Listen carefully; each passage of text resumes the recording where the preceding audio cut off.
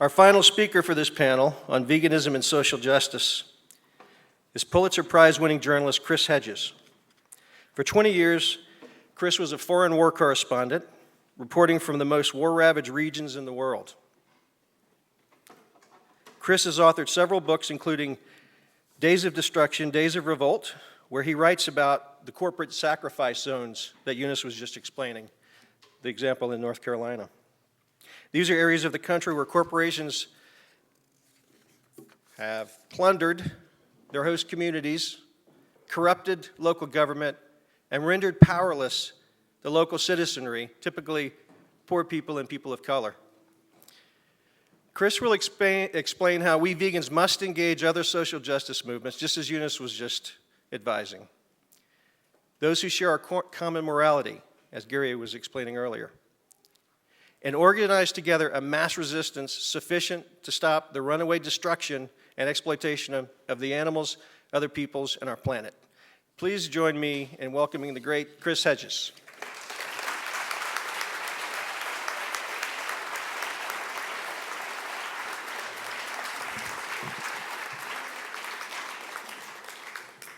In the summer of 1972, I was 16, and I convinced my parents to let me work on the McGovern campaign. Years later, I had dinner with McGovern in New York, and I told him that I was on a family camping trip at the moment he gave his acceptance speech in Miami in 1972, and I'd crawled into my father's Impala and turned on the radio. The speech was delayed, and finally it came on, and I heard my hero speak. And then the battery went dead, which meant my dad had to get up the next morning and walk about 5 miles to a gas station. And McGovern actually made a comment about losing 49 states. And I said, "No, Senator. You never betrayed that 16-year-old kid." And that's why I'm here today. And I want to talk about the moral imperative of revolt, which will be local. It will begin in cities like this if we are to take back our country from the corporate forces that have carried out a coup d'etat. In the conflicts I covered as a reporter in Latin America, Africa, the Middle East, and the Balkans, I encountered singular individuals of varying creeds, religions, races, and nationalities who majestically rose up to defy the oppressor on behalf of the oppressed. Some of them are dead, some of them are forgotten, most of them are unknown. These individuals, despite their vast cultural differences, had common traits: a profound commitment to the truth, incorruptibility, courage, a distrust of power, a hatred of violence, and a deep empathy that was extended to people, even to people who were different from them, even to those defined by the dominant culture as the enemy. They are the most remarkable men and women I met in my 20 years as a foreign correspondent, and to this day, I set my life by the standards they set. You have heard of some of them, such as Václav Havel, whom I and other foreign reporters met most evenings during the 1989 Velvet Revolution in Czechoslovakia in the Magic Lantern Theater in Prague. Others, no less great, you probably do not know, such as the Jesuit priest Ignacio Ellacuría, who was assassinated in El Salvador in 1989. And then there are those ordinary people, although, as the writer V.S. Pritchett said, no people are ordinary, who risk their lives in wartime to shelter and protect those of an opposing religion or ethnicity being persecuted and hunted. And to some of these ordinary people, I owe my life. To resist radical evil is to endure a life that by the standards of the wider society is a failure. It is to defy injustice at the cost of your career, your reputation, your financial solvency, and at times, your life. It is to be a lifelong heretic. And perhaps this is the most important. It is to accept that the dominant culture, even the liberal elites, will push you to the margins and attempt to discredit not only what you do, but your character. When I returned to the newsroom at the New York Times, after being booed off a commencement stage in 2003 for denouncing the invasion of Iraq and being publicly reprimanded by the paper for my stance against the war, reporters and editors I had known and worked with for 15 years lowered their heads or turned away when I was nearby. Ruling institutions, the state, the press, the church, the courts, academia, mouth the language of morality, but they serve the structures of power, no matter how venal, which provide them with money, status, and authority. In times of national distress, one has only to look at Nazi Germany. All these institutions, including the academy, are complicit through their silence or their active collaboration with radical evil. And our own institutions, which have surrendered to corporate power and the utopian ideology of neoliberalism, are no different. The lonely individuals who defy tyrannical power within these institutions, as we saw with the thousands of academics who were fired from their jobs and blacklisted during the McCarthy era, are purged and turned into pariahs. All institutions, including the church, Paul Tillich wrote, are inherently demonic.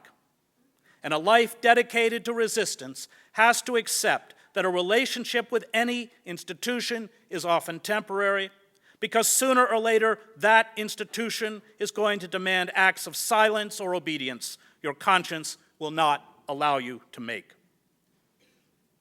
To be a rebel is to reject what it means to succeed in a capitalist consumer culture, especially the idea that we should always come first.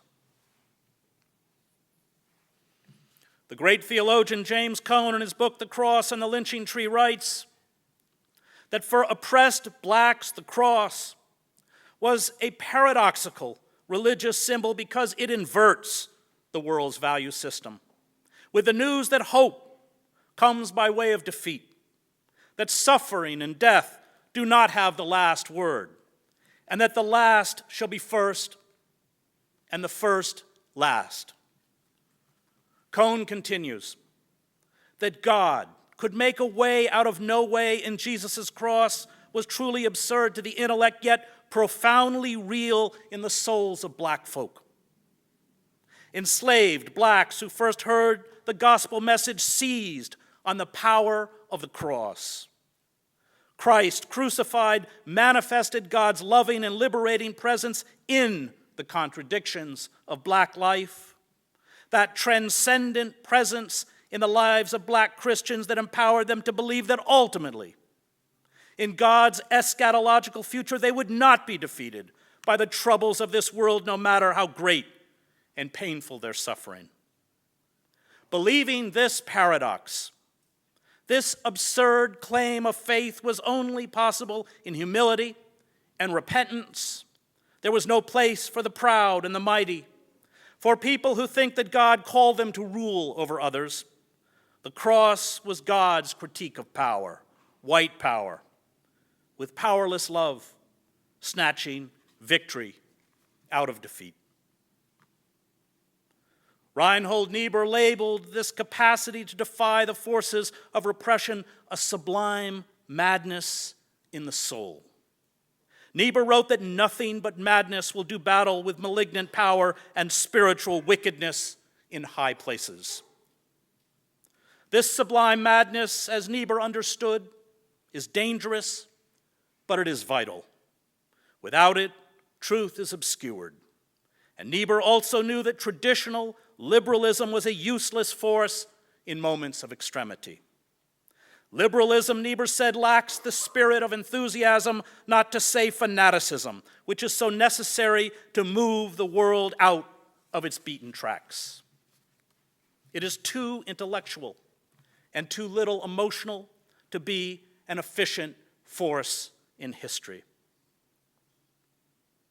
The prophets in the Hebrew Bible had this sublime madness. The words of the Hebrew prophets, as Abraham Heschel wrote, were a scream in the night. While the world is at ease and asleep, the prophet feels the blast from heaven. The prophet, because he or she saw and faced an unpleasant reality, was, as Heschel wrote, compelled to proclaim the very opposite of what his or her heart expected. This sublime madness is the essential quality for a life of resistance. It is the acceptance that when you stand with the oppressed, you get treated like the oppressed. It is the acceptance that although empirically all that we struggle to achieve during our lifetime may get worse, our struggle validates itself. Daniel Berrigan told me that faith is the belief that the good draws to it the good. The Buddhists call this karma. But he said for us, we do not know where it went. We trusted that it went somewhere, but we did not know where. And we are called to do the good, or at least the good so far as we can determine it, and then let it go.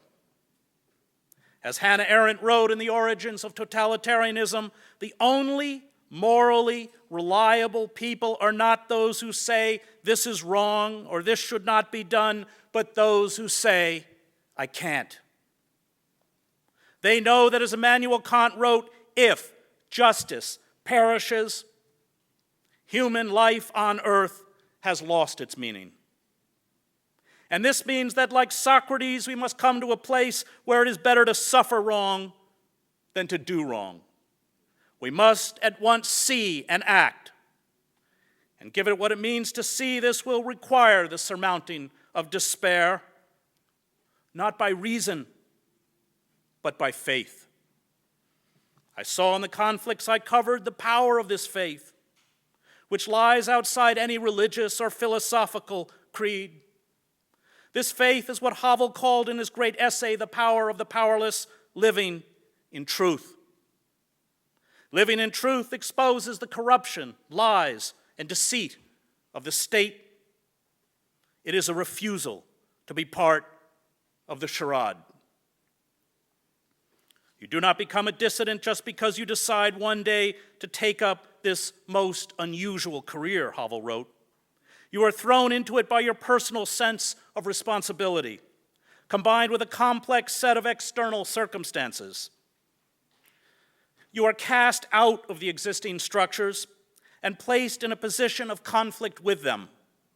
It begins as an attempt to do your work well and ends with being branded an enemy of society.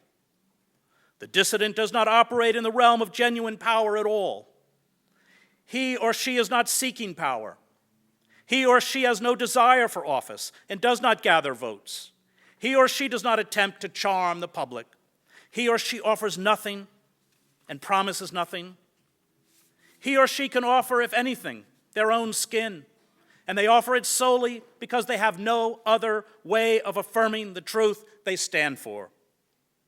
Their actions simply articulate their dignity as a citizen, regardless of the cost. The long, long road of sacrifice and suffering that led to the collapse of the communist regimes stretched back decades. Those who made change possible were those who had discarded all notions of the practical. They did not try to reform the Communist Party. They did not attempt to work within the system.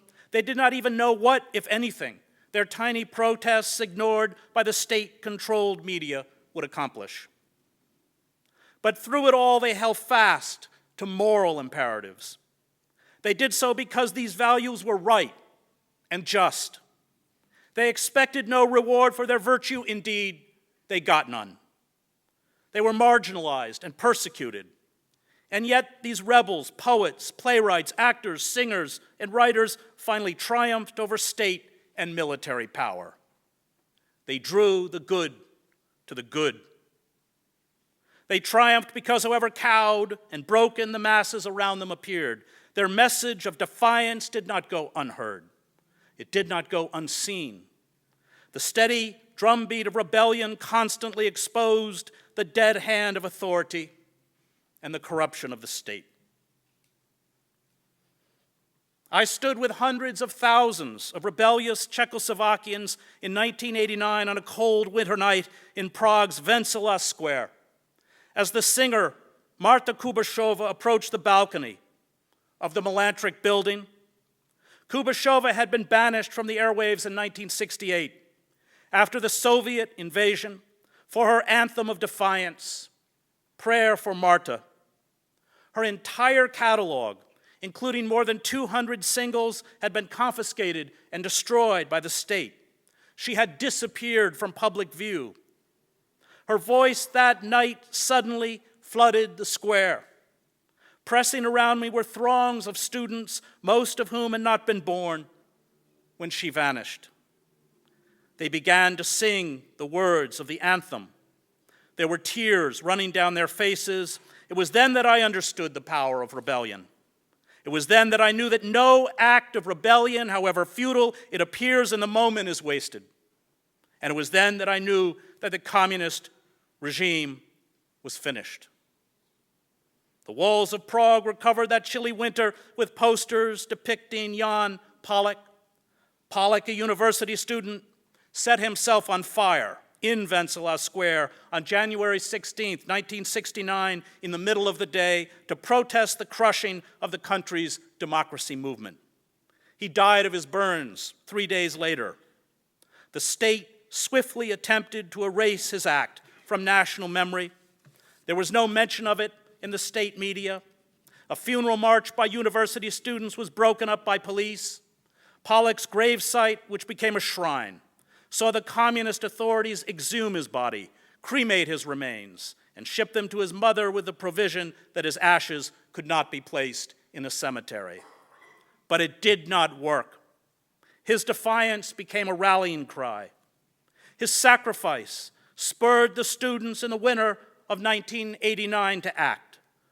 Prague's Red Army Square, shortly after I left for Bucharest to cover the uprising in Romania, was renamed Palach Square, and 10,000 people went to the dedication. We, like those who oppose the long night of communism, no longer have any mechanisms within the formal structures of power that will protect or advance our rights. We too have undergone a coup d'etat, carried out not by the stone-faced leaders of a monolithic communist party, but by the corporate state. We may feel in the face of the ruthless corporate destruction of our nation, our culture, and our ecosystem powerless and weak, but we are not. We have a power that terrifies the corporate state. Any act of rebellion, no matter how few people show up or how heavily it is censored, chips away at corporate power. Any act of rebellion keeps alive the embers for larger movements that follow us. It passes on another narrative. It will, as the state consumes itself, attract wider and wider numbers. Perhaps this will not happen in our lifetimes, but if we persist, we will keep this possibility alive. If we do not, it will die. Dr. Rio and Albert Camus' novel The Plague is not driven in the end by ideology. He is driven by empathy, the duty to minister to suffering no matter the cost. Empathy, or what the Russian novelist Vasily Grossman called simple human kindness, becomes in all despotisms a subversive act. To act on this empathy, the empathy for human beings locked in cages, the empathy for undocumented mothers and fathers being torn from their children on the streets of our cities, the empathy for Muslims who are demonized and banned from our shores, fleeing the wars we created, the empathy for poor people of color gunned down by police in our streets, the empathy for girls and women trafficked into prostitution, the empathy for all those who suffer at the hands of a state intent on militarization and imposing a harsh cruelty on the vulnerable, an empathy for all sentient beings, and an empathy for the earth that gives us life and that is being contaminated and pillaged for profit, becomes political and even dangerous. Evil is real, but so is love. And in war, especially when the heavy shells landed in crowds in Sarajevo, sights so gruesome that from that moment forward I was unable to eat a piece of meat. You could feel as frantic family members desperately sought out loved ones. Among the wounded and the dead, the concentric circles of death and love like rings from the blast of a cosmic furnace. Flannery O'Connor recognized that a life of faith is a life of confrontation. St. Cyril of Jerusalem, in instructing catechumens, wrote, "The dragon sits by the side of the road, watching those who pass. Beware, lest he devour you. We go to the Father of souls, but it is necessary to pass by the dragon. No matter what form the dragon may take, it is of this mysterious passage past him or into his jaws that stories of any depth will always be concerned to tell. And this being the case, it requires considerable courage at any time, in any country, not to turn away from the storyteller. Accept sorrow, for who cannot be profoundly sorrowful at the state of our nation, the world, and our ecosystem? But know that in resistance there is a balm that leads to wisdom, and if not joy, a strange, transcendent happiness. Know that if we resist, we keep hope alive.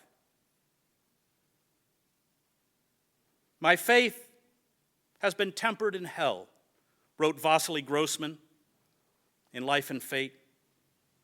My faith has emerged from the flames of the crematoria, from the concrete of the gas chamber.